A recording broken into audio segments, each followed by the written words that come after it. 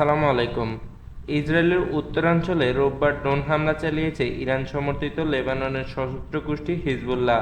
এতে অন্তত একজন সেনা আহত হয়েছেন বলে ইসরায়েলের পক্ষ থেকে বলা হয়েছে।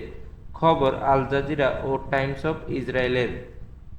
তবে হিজবুল্লাহ দাবি করেছে ইসরায়েলের উত্তরাঞ্চলে আইলেত হাসাহারে আর্মির 91তম ডিভিশনের সদর দপ্তরে সরাসরি ড্রোন আঘাত হয়েছে।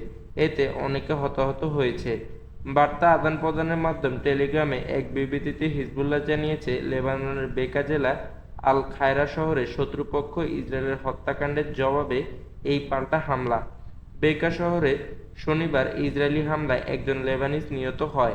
সর্বশেষ এই হামলার ফলে ইসরায়েল ও হিজবুল্লাহর মধ্যে উত্তেজনা আরও বাড়ল।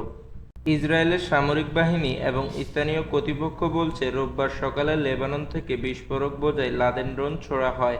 এটি বেইত হিলেল অঞ্চলে আঘাত হানে। ইসরায়েলের প্রতিরক্ষা বাহিনী আইডিএফ জানায়, তারা প্রতিরক্ষা হিসেবে ক্ষেপণাস্ত্র ছুড়ে, তবে তা প্রতিহত করতে পারেনি। হিজবুল্লাহ এই ড্রোন হামলার দাবি করে জানায়, তারা ইসরায়েলি বাহিনীর ঘাঁটিতে হামলা চালিয়েছে।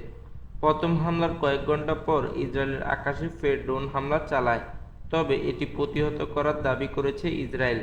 গত বছরের অক্টোবর থেকে ইসরায়েল ও হামাসের মধ্যে গাজা যুদ্ধ চলছে। ইসরায়েলি বাহিনী হামলায় এখন পর্যন্ত নিহতের সংখ্যা ৩৬,০০০ ছাড়িয়েছে, আহত হয়েছে প্রায় ৯০,০০০। এই যুদ্ধে ফিলিস্তিনিদের পক্ষ থেকে ইসরায়েলের বিরুদ্ধে হামলা চালিয়ে যাচ্ছে হিজবুল্লাহ। গোষ্ঠীটি জানিয়েছে, গাজায় ইসরায়েলি আগ্রাসন বন্ধ না করলে তারা ইসরায়েলের উপর হামলা চালিয়ে যাবে।